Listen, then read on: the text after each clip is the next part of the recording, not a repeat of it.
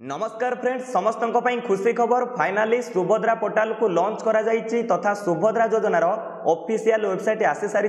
देखिपे मु वर्तमान सुभद्रा योजनार ऑफिशियल वेबसाइट रो होम पेज रे रही एठारे देखंतु यह होछि सुभद्रा योजनार ऑफिशियल वेबसाइट subhadra.odisha.gov.in एठारे देखिपे राइट साइड कॉर्नर रे लिखा जाइछि अधिकारी लॉगिन वर्तमान आमे कहि परिबा प्रतिटी योग्य महिला हिताधिकारी सुभद्रा योजना रे शामिल होगा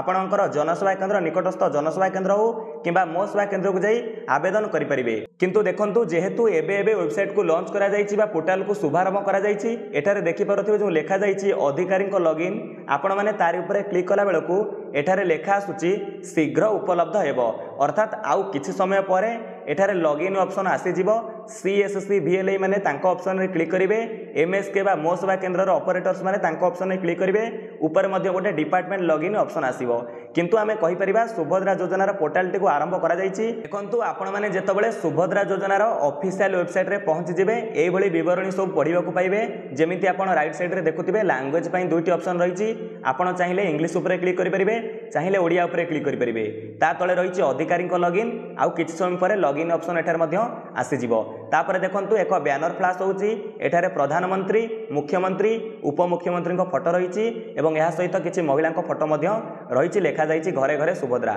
या पर आपण तळकु स्क्रॉल करिवे एठारे हेल्पलाइन नंबर देखिबा को पाइबे एवं किछि घोषणा मध्ये एठारे आपण माने देखिबा को पाइबे ता सहित देखंतु एठारे लेखा जाइछि प्रतिटी सुभद्रा पई अर्थात सुभद्रा योजना रे जेउ महिला माने शामिल हेबे समस्त जणे जणे सुभद्रा अटंती एठारे आपण योग्यता मानदंड विषय जानि परिबे अधिक सूचना पर क्लिक करी आवेदनकारी दायित्व विषय मध्ये जानि परिबे जो अधिक सूचना लेखा जाइछि किंतु आमे एठारे टिके जानिबा आवेदन प्रक्रिया जो ऑप्शन टी अछि एठारे लेखा जाइछि अधिक सूचना तारि ऊपर क्लिक करिबा यार ऊपर क्लिक कला पर देखंतु एठारे संपूर्ण भाव में आपण आवेदन प्रक्रिया जानि परिबे आपण माने पचारछंती निजे ऑनलाइन रे आवेदन करि परिबे कि देखंतु आपण माने निजे ऑनलाइन रे आवेदन करि परिबे नाही एठारे आपण पढि करी जानि परिबे एठारे देखंतु लेखा जाइछि हिताधिकारी को किपरि चिन्हट करा जिवो प्रथमे लेखा जाइछि समस्त योग्य महिला आवेदनकारी एई योजना अधीन रे लाभ पाइबा पई आवेदन करिबा आवश्यक ता तळे लेखा जाइछि आवेदन गुडीक एक मुद्रित फॉर्म पूर्ण करी ऑफलाइन तथा सुभद्रा पोर्टल माध्यम रे ऑनलाइन करा जिवो जेमिति फॉर्म पूर्ण करिवे तापर आपण दाखल करिया कोठी ना कॉमन सर्विस सेंटर हो किबा